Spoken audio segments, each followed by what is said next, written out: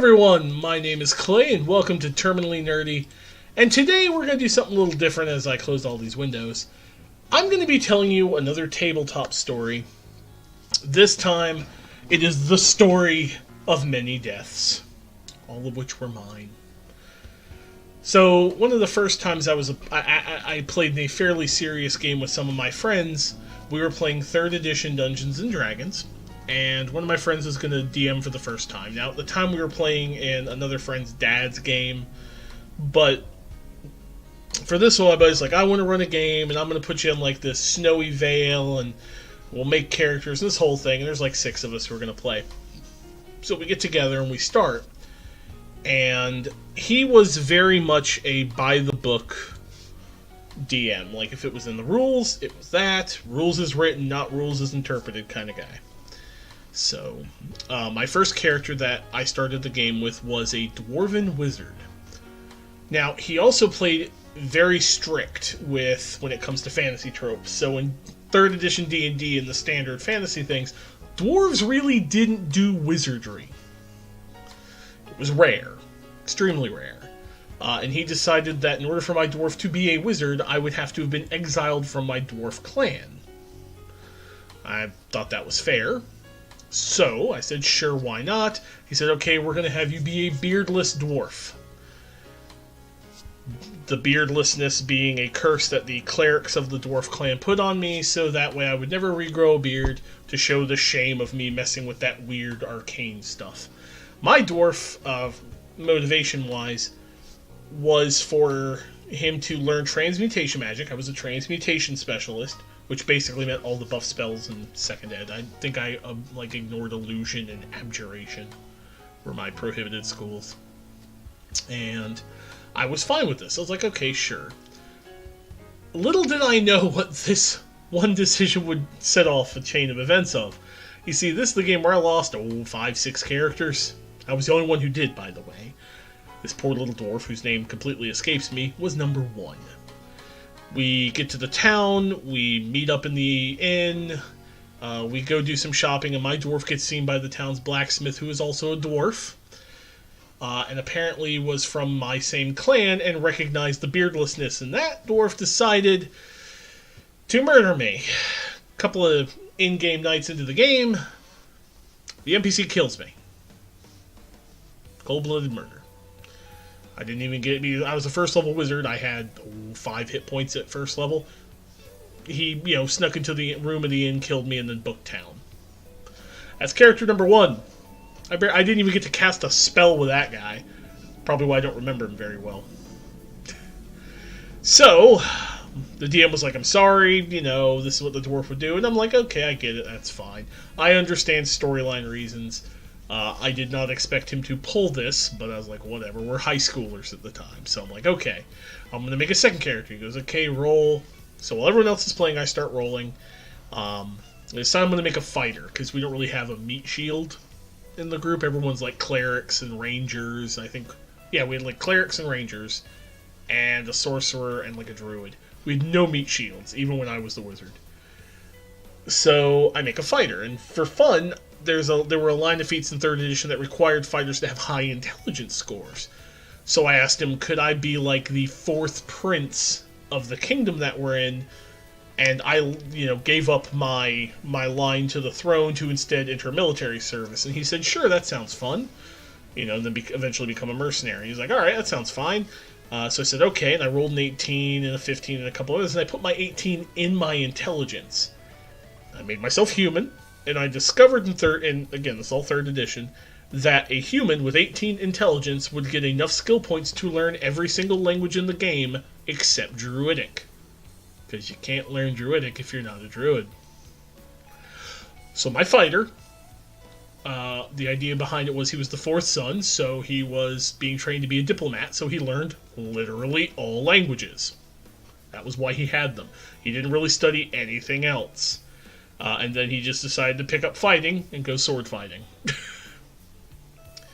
So I don't remember his name, and I also decided he was like a chess player in this whole thing. So the party runs into him while they're out exploring. I don't even remember what they were trying to do. They're trying to find some MacGuffin. They're out exploring, and he fancies himself a tactician, so he specializes in things like camouflage and, intelligent fighting. He doesn't really use the two-handed sword. He used a long sword and a shield, and he fought intelligently. I had, I didn't have a power attack. I had expertise, which would let me lower my attack rating to increase my armor based on my int. Stuff like that. They stepped on me.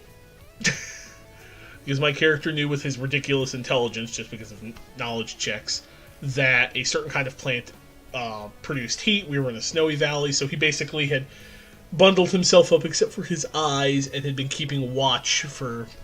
I don't even remember. He was looking for this people that they were cultists. So he joins their party. They have some fights in the woods. He lasts a couple of sessions. And eventually we get to the point where we get into a cave, and I think we leveled up once, so we're level 2 now.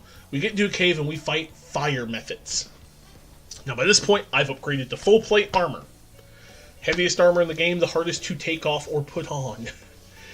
And fire methods cast heat metal. And I had rolled really bad on my hit die, and he did not allow us to take average hit points, so I was stuck with my roll. So, at first level I had 11 hit points, and at second I had 14. Go me, because of con bonus. First round, fire methods cast heat metal on me, fail my will save despite rolling fairly well. No, fortitude save, failed that. Metal gets heated up, and I'm so deep into this cave, and I'm so far away from anywhere, I know, mathematically, I cannot get the armor off before the heat metal knocks me unconscious. So I book it towards the exit of the cave in the snow, figuring logically heat metal snow it'll cool it off. I make it to the exit of the cave and fall down unconscious into the snow. It knocked me out, and it dropped me to a negative 8 hit points. 3rd edition D&D stated at negative 10 hit points you are dead. Done. No bringing you back without spells. We have a Cleric. Cleric is near enough to me in the first round in his turn to get to me. Now, we had a rule, again, we're playing fairly hardcore, that we could not tell each other what our hit point totals were. So when I dropped negative, I couldn't tell anyone I was at negative 8. The Cleric has no idea how close to death I am. Which is probably why at the start of his round, rather than casting any curative magic, which would have stopped the bleeding, stopped me from making stabilization rolls, or anything, he moved to me, and then took his turn making a heal check to stabilize. And failed, because he had no skill points in the heal skill. And the heal check for stabilization was a DC 20, and he had plus 3. So on my turn, which was before his, I roll, I fail my stabilization roll, I drop another hit point, now I'm at 9. One round and I'm dead, and there's only a 10% chance for me to stabilize. So, his round comes again. And the DM rules that he can try 2 whole heal checks if he wants by sacrificing his movement. He does, he tries 2, and fails both of them. My turn comes around, I roll my stabilization and fail, and promptly die. Cooked. My fighter was cooked to death in his armor, because the Cleric didn't want to cast a level 0 healing spell. Ooh, boy. Character number 3 came around after this. Now, I rolled really poorly on this one, and part of the reason of getting him killed was on my own. So I rolled a 16 strength. I ended up with 2 16s, a 14, a 9, a 7, and a 4. And he wouldn't let me re-roll them.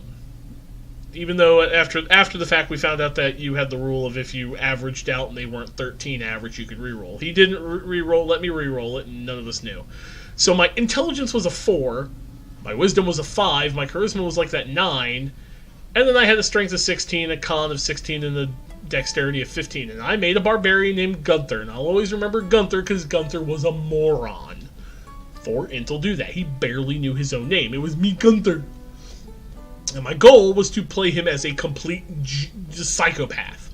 He's an idiot. He's a big childlike idiot. You point him at something and say, that needs to go. They rescued him from some hobgoblins. He just was like, you friends, and stayed with them. And eventually they run into an Etten. Now, I know what an Etten is. And a lot of you who play know what an Etten is. Ettins are level 5, level 6 monsters that are good for one of those are good for a party of 5. And we're level 2. And Gunther gets it. And I know what an Etten is, but Gunther doesn't know what an Etten is. Gunther's an idiot. And I tell the DM I'd like to make an intelligence check to see if Gunther recognizes what that is. And the DM looks at me funny and goes, okay. And I know I'm going to fail it, so I roll. I rolled a 2. Minus my IT modifier. Gunther had no idea what it was, but it looked big and scary and was threatening his friends. So, while the rest of the party decides to run, Gunther's response is to help his new friends survive by courageously charging the Etten. Etten takes 2 attacks, hits me once in the stomach, drops me to 1, hits me a second time, criticals, and knocks my head off like a baseball bat. Like a baseball. Just boom. Character 3 dead. Oh, man. Character 4... I'm still not done yet. Mind you, this ran for a couple of, like, 4 or 5 months. Character 4 was Johann the Dragon Slayer. I was proud of Johann the Dragon Slayer. He lasted the longest out of everybody. So they get back to town, and they run into Johann the Dragon Slayer. He's a ranger, and at first level, I took favored enemy dragons, knowing that by the time I hit the point where I'd fight dragons regularly, the bonus would be high enough to make a difference. Rangers in general, most people would pick orcs or goblins because that's what you're fighting immediately, but your bonus will become so high by the time you're higher level, you're really not going to fight orcs and goblins anymore, and it gets kind of stupid. So I was planning ahead. I'm like, okay, and he came from a long line of dragon slayers. He was a 2-weapon fighter, specialized in hunting dragons, had really decent stats, and he lasted a long time with them. They fought cultists, they found things to an ancient ruin, and it was climbing the mountain through these mountain paths to get to this ruin that poor Johann, again, drops to negative hit points. We fight our way... We actually, what we ended up doing was we fought our way into some ruins inside a cave. A dark mantle got on my head, started choking me, and my party, trying to get it off, that same cleric again, bashed me over the head with a mace. Dark mantles, they're these, like, creepy squid things. They drop on your head and they start choking you. So this thing gets on my head. I can't get it off. I keep failing. Cleric proceeds to beat the crap out of the Dark Mantle, but that also damages me because it's hitting my head. He's boom, boom with a mace. Drops me to like -6 or 7. So what he does is he uses a 0-level spell that heals 1 point to stabilize me. He learned his lesson the last time. And the whole party's banged up. And we end up holding up in what looks to be like a little dormitory chamber we found. There's no door to this dormitory chamber. So we're all asleep, and the guy on watch was that cleric again, and he failed his listen and spot checks to see a cloaker climb along the ceiling. Now, I'm in the top bunk because I'm the most injured, and they want to keep me away from anything that could possibly come in. I swear the DM was deciding he just wanted to kill somebody repeatedly, and I don't know. Cloaker is these like long-armed, creepy apparition things, climbs along the ceiling, sees my prone butt covered in blood and beaten bloodied, lashes out with one arm, connects, criticals, and instantaneously kills me. That was character number 4. They managed to kill the cloaker, but I'm dead. They end up rescuing my 5th and final character, who at this point I have decided I no longer care if anyone lives or dies.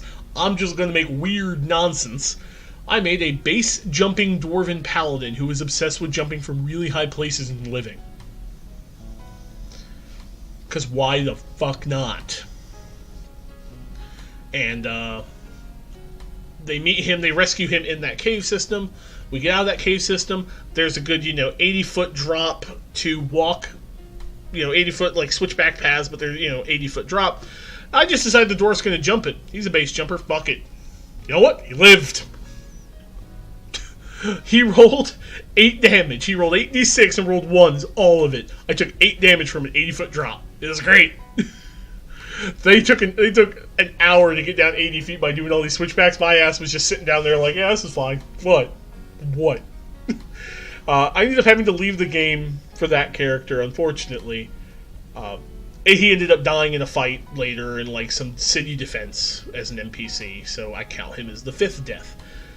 That was the game of many deaths. The single game where I've lost more characters than I've ever lost in any other situation. And you know what? I'm happy about it because it taught me something. As much as I love making characters for games, NPCs, PCs, whatever, it taught me that always expect the worst. Don't get attached. Have fun playing them, but don't get attached. Because all it takes is one errant die roll from a DM who doesn't get the concept of maybe fudging rolls to just lose all your hard work. So, if you... I'm not aggravated at him, but I'll always remember that game. Because, I lost 5 characters in the span of about 5 months. 1 month! Stupid. So, you guys have any funny stories about character death? Anything that was completely, ignominious? I slipped on the banana peel and fell in a spike pit. Weird nonsense like that. Please leave it in the comments below. Hit that like button if you like what I'm doing. If you don't like what I'm doing, feel free to hit the dislike button and hit that subscribe button if you want to hear more stories and more random tabletop nonsense. And as always, guys, thanks for watching, and remember, stay nerdy!